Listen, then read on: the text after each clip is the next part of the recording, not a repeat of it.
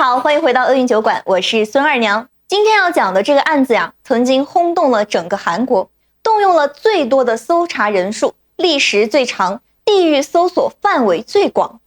5名小学生结伴出门游玩，就再也没有回来，连尸骨都是11年后才被发现。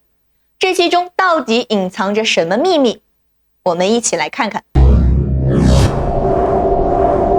1991年3月26号，这一天天气晴朗，韩国大邱市举行了30年来第一次地方议会的议员选举，全市机关学校放假1天。于是家住卧龙山附近的金钟植、金英圭、朴灿仁、于铁元和赵浩庭5个小朋友趁着假日结伴去卧龙山上抓火蜥蜴，他们中最大的13岁，最小的只有9岁。火蜥蜴又叫火蝾螈，是一种分布在中日韩地区的淡水两栖动物，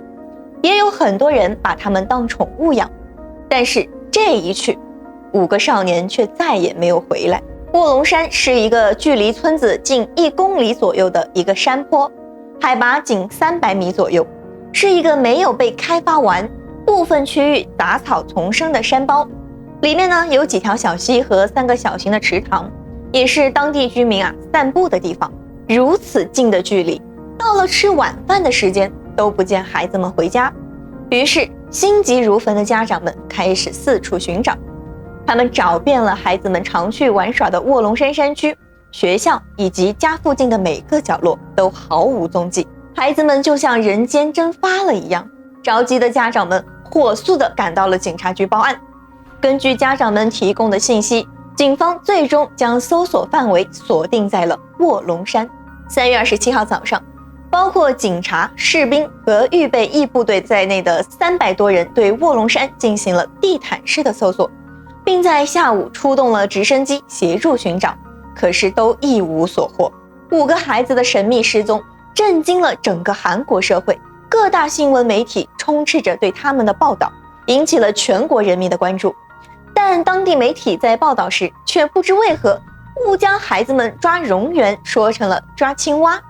于是呢就有了失踪的青蛙少年这个称呼。大家在流动寻人车、公共电话亭、明信片、儿童漫画、录像带等多处张贴了5个孩子的画像，甚至连当时的香烟企业都在包装上印上了寻人启事，举全国之力寻找青蛙少年。随着案件的持续发酵，甚至引起了韩国2届总统李明博和卢武铉的高度重视，特批了包括军队在内的31.8万人力，印发了约2亿张寻人传单，开出的奖赏高达4200万韩元。可是随着时间一天天过去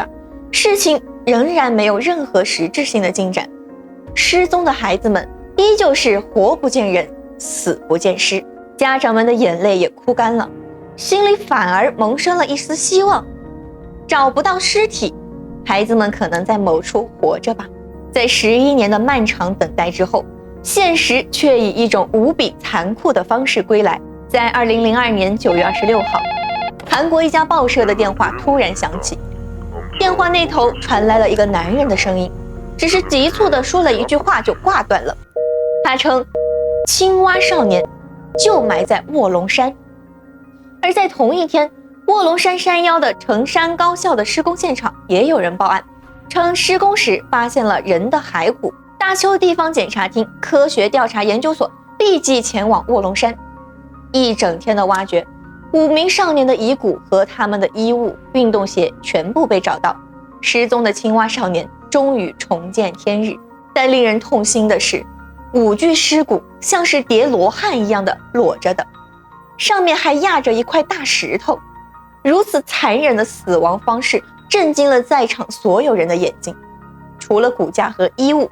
警方还在发掘现场发现了多枚子弹。随后得到消息的居民和媒体立即赶到了现场，希望能马上了解失踪男孩的死因等一系列问题。面对记者的追问，警方在短暂的思考之后给出的死因结论特别草率且愚蠢：